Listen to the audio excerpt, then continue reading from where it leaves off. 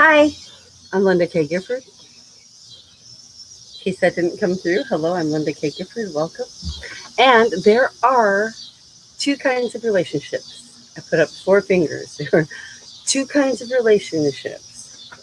Sure, there's a lot of kinds of relationships, but there's really two kinds of relationships. And which one are you? Which one are you in, and which one do you want to be in? I am a childhood sexual abuse survivor. I am the author of Self Talk, My Continuing Efforts to Survive Childhood Sexual Abuse, and an e-guide that I'm about to be given away to the subscribers to Sweet Survivor and anybody else who wants one, called How to Get From Trigger to Happy, because what we do is manage triggers here. Screen here. I'm like going back and forth. I can't decide if I'm hot or if I'm cold. So, jacket on and off. Pardon, don't want to be obnoxious. So, what kind of relationship do you want to be in? We think that we have free will. We think we have free choice. Most women in America, at least Western and Northern European cultures, not excluding others, just saying I am familiar with these more than others. So I will say that within them, people tend to think that they're making choices. But really, I am here to tell you that yes, some people are. But many people are actually making arrangements and calling them marriages. They're making arrangements and calling them marriages. And that's sad because life gets way better than that. And it's really not much more, it's not a step over women in third world countries and not even third world countries that have tons and tons of money, like, say, Saudi Arabia, but who still don't have any kind of physical or body autonomy. Basically, we're bought, sold, traded like commodities. On the one end, we focus on those who have been the worst, the stolen, the trafficked, the abused. But I ask you to look around you, everywhere. Look, and perhaps in your own life. Did you marry someone because you got pregnant and felt it was the right thing to do? Have you stayed married to someone because you have kids together or something? Did you marry someone because they fit your religion? Because they fit this mold? But did you marry someone because they're just a really good friend to you? Or did you marry, it doesn't have to be marry, hook up with, in a partnership kind of relationship? Or are you in one with someone who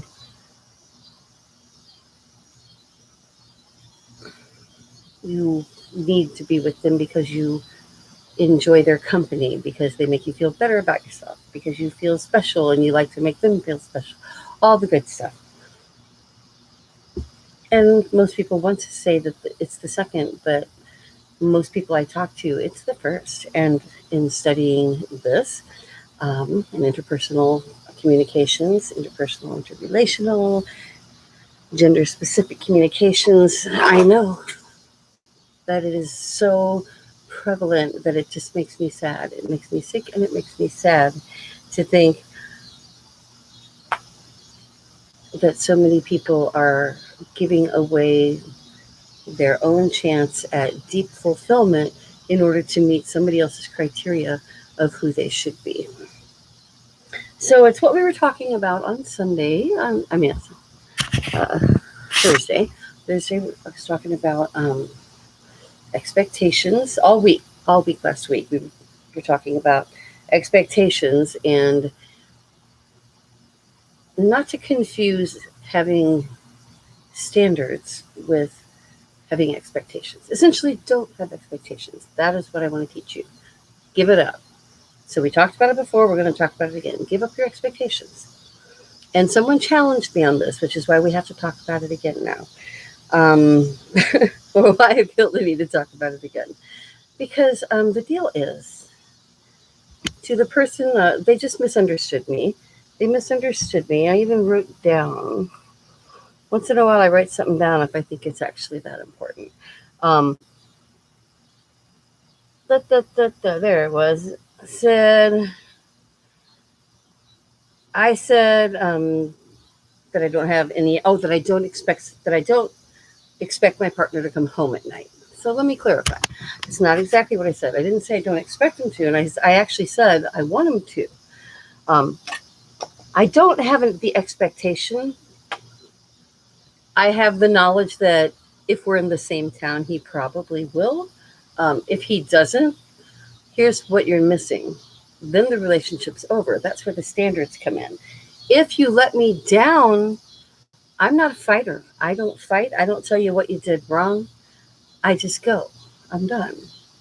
I don't bend. And to those who have to bend or feel they have to bend, we need to get you out of that. You need to work with me. I work cheap. I just want to get you out of it and keep a roof over my head, okay? But you've got to stop doing that shit. Pardon my language, but you do. Gotta stop it.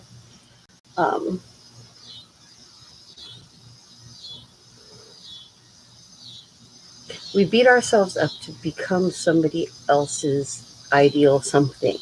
And then we look at them and ask, are we what they want us to be? And if the answer is yes, we go, whew, that's good. Not we, me, but we as a whole. And yeah, me even on some level. I mean, I still walk in a room and wonder, if I brought this up in another live stream. It sounds so petty, but full disclosure, full honesty. It's like what we do here.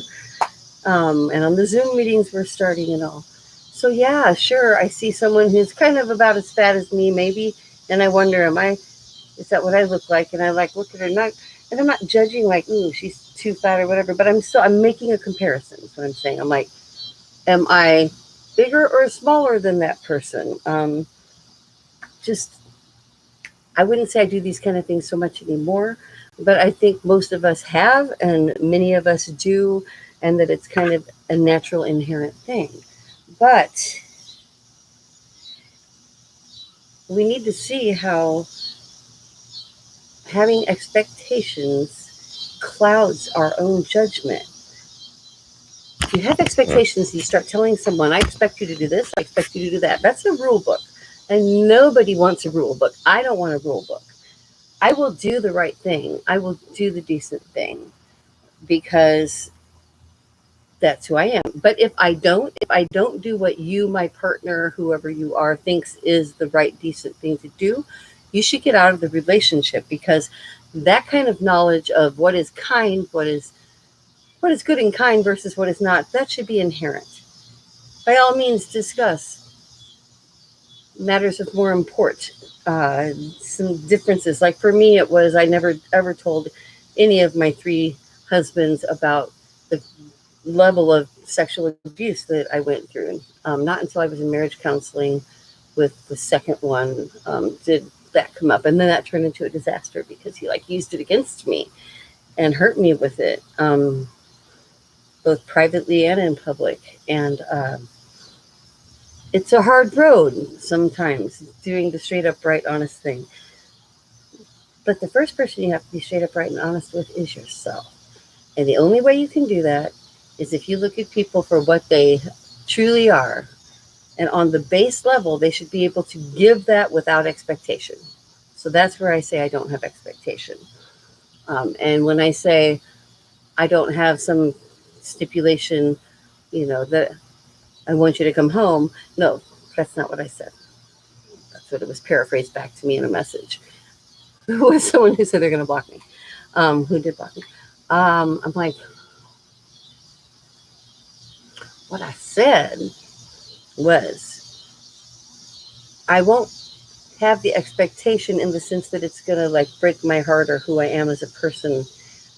On the other hand, I have standards. So if the person that I am romantically involved with chooses to not come home for reasons other than something that makes sense, like a flat tire, or maybe I drank too much and I decided to stay at my buddy's, even that, there's a limit, certainly. I'm just saying, yeah, you don't have to totally throw out every indiscretion, but you should throw out most immediately on the first transgression. You should. And that's because you have standards. Have high standards, not expectations. So that's the main part of what I wanted to do our lesson in today. Technically, this is Sunday School, a deeper dive, and I kind of want to pull more things together. But I did want to clarify that because of the conversation, you can call it that I had with somebody over them not understanding. Um, I don't have. If you say like, if you do this, then I'm going to leave you. Here's the rules, and if you break them, blah blah, then someone, they may actually like not break the rules just to make you happy. But then you don't know who they really are and what they really want. I'd rather know someone's true desires. I'd rather know they were doing exactly what they want and they end up with me. And that's the kind of arrangement I will accept, one that's from the heart on both parts. And that's where we get into what was started at the top of this with today is there are two kinds of relationships. There are arrangements and there are have to givens. I'm with you because I want to be. You're with me because you want to be. We enjoy our time together so much that we just keep ending up in the same place day after day, month after month, year after year, or at least as much as possible. But unfortunately, most of the world, and even most of our own country women and men, are not in this situation. Most most of them, sadly, are. I have dialects. Hang on a sec here before I get going. Everybody, take a lipstick, ball, chapstick, whatever you do. Pause. Most of them aren't in that kind of a relationship. Most people, even in Western and Northern European culture, are still making arrangements. So, as I titled, and yeah, I work my SEO titles, yes. So we definitely go for the most sensationalistic, but still something that pertains to what I'm going to talk about. So yeah, my title today was about why don't they want to have sex with you? And it's like, if you are both sexually active people and you are in a marriage and somebody just doesn't want to, I mean, sickness, tiredness, work. So, I mean, there's all kinds of natural reasons. That's not what I'm talking about. Duh. Okay, let's all be mature here. I mean, a long term, long going, I am not interested in a physical relationship with you.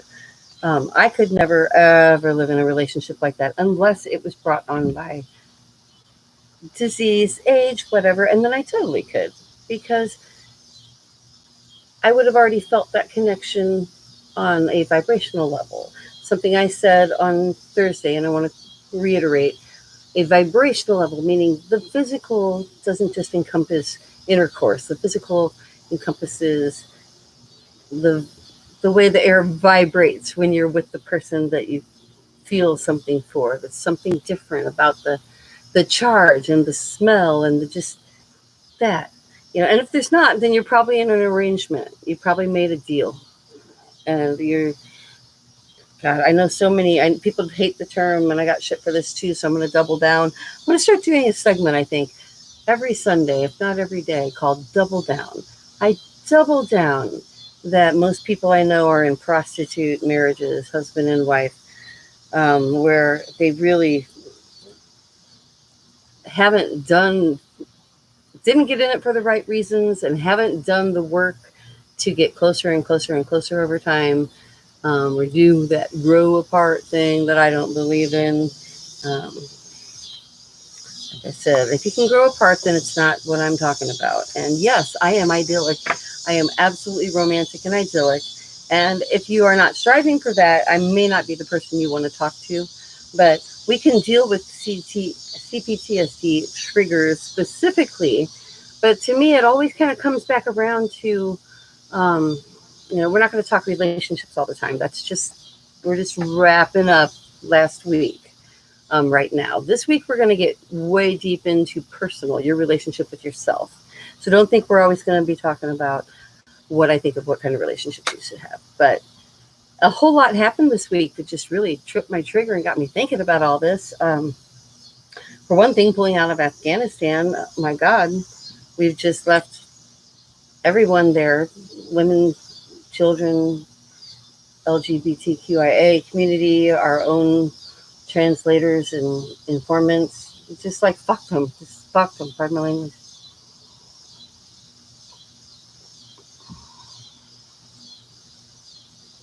And then We look at the lack of rights for anybody in Haiti, Cuba falling apart, Central America, Mexico, everybody desperate and hungry, and so much abuse. And we watch all this. We watch all this rape and abuse going on, and we're just like, glad it's not us, but we don't go do anything about it. And this is where Sweet Survivor comes in. We're going to go do something about it. So I have finally, I think the bugs are all worked out in the subscription. I haven't even advertised it yet. You can access and start a subscription at sweetsurvivor.com, which is directed also to my store, feelgoodfortrade.com. Just hit our 4th anniversary online. Oh, look, I didn't notice how bad my bruise looked. I passed out at the doctor. I have long hauler COVID, and I was giving just a blood sample, just a little one, but I passed out and ended up in the ER. And on the way down, I did that and that. And it just really blew up because I bruise easily, but I don't know what happened because I was unconscious at that point. So let's throw in a little commercial there. If you don't think COVID is real, I have developed Crohn's disease and had it for 8 months now. Never had anything like that before. I have to have a heart ultrasound and a heart CAT scan this week, and a colonoscopy in 3 weeks to see what's going on. I've already had a bunch of tests. I've already had 3 different CTs. I've had brain CTs because sometimes I just pass out. Now, none of this happened before I had COVID. And get your vaccination if you haven't done so. Get your vaccination. So that was totally off topic, but it came up and I just had to throw it in there as a public service announcement. I'll lift it, move it out. Maybe I'll stick it on there separate.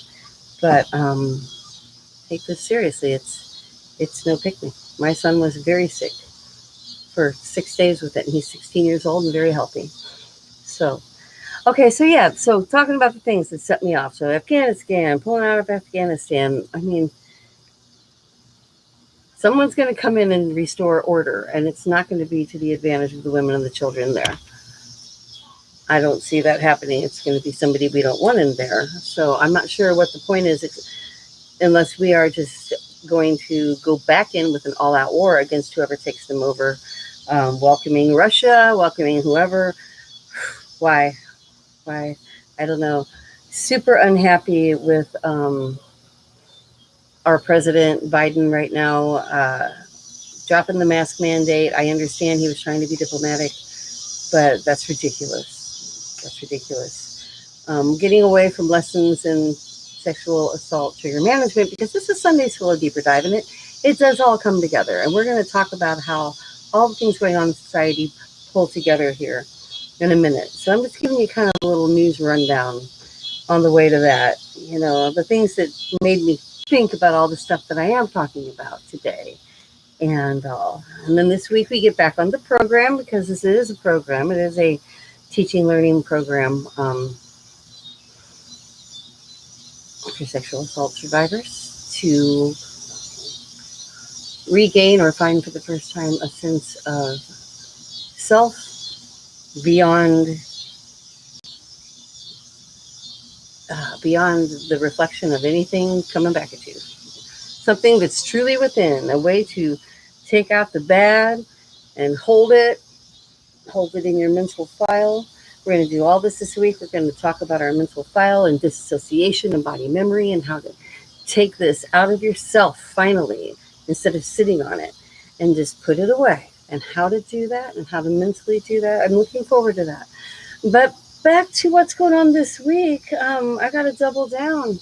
The concept of virginity evidently has really tripped someone's trigger, because we've gotten an insane amount of views and engagement from that video. I just started this YouTube thing and just learned big words like engagement.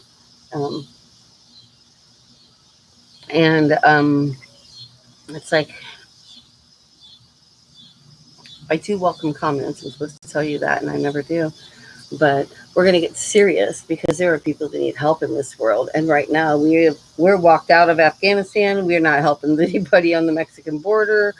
We're just like, we have a collective view of screw women and children who get messed over, fucked over, raped, people who are starving, people who are in terrible situations. There needs to be a global emphasis on everything, on everything. It's not us and them. It's us. It's us, people. Okay. So some other stuff that made me mad this week. I was listening to someone say he lets me. She was talking about being liberated. Says he lets me do this. It's like he lets me do what I want. He lets me work. You hear people say this kind of stuff. He lets me go out with my friends, and it's like you've already lost any shot at convincing me you have any autonomy because you've used the word let's. Nobody in your life has the position, unless you are in jail and it is your warden, of letting you, or you're a child and it is a parent, but of letting you. Just the whole concept. And I said it myself in my last live stream. I was talking about virginity, and I said I never had the chance to give mine to whom I choose.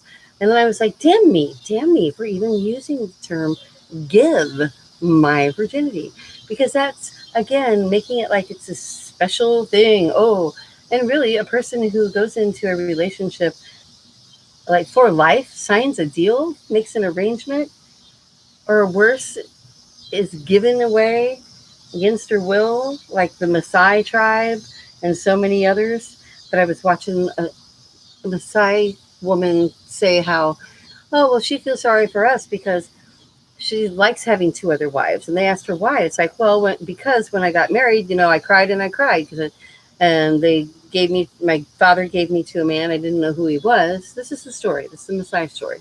So the guy gives me, my father gave me to someone, and so they, sent me off to be married. And then she went off into isolation to live in this like series of houses with her husband. And she was happy when he brought home another wife because then she wasn't all alone. She wasn't all alone, and there was someone else to help with the cows and the animals and the stuff. Then he brought home a third wife, and that was even better. Now there's three of them. And the other thing she said was good about it was because there were three of them, it would make lots of daughters, and daughters were valuable because they could trade them and bring prosperity to the entire family unit, of which at that point were about 30 people, the three women, their children, and this man. Do you see what's wrong with this? But here's where I'm going. In the comments, Western women were commenting, oh, that's so beautiful, that you can open up your heart and love in this way and whatever. It's like, no, slap. No. What you are saying is you were kidnapped, forced to marry somebody you didn't want to marry, kept in isolation, and you're just so goddamn grateful for somebody else. You don't care if she's sleeping with this guy you never wanted to marry in the first place or not. Now you're just glad they don't beat you and you have someone to talk to.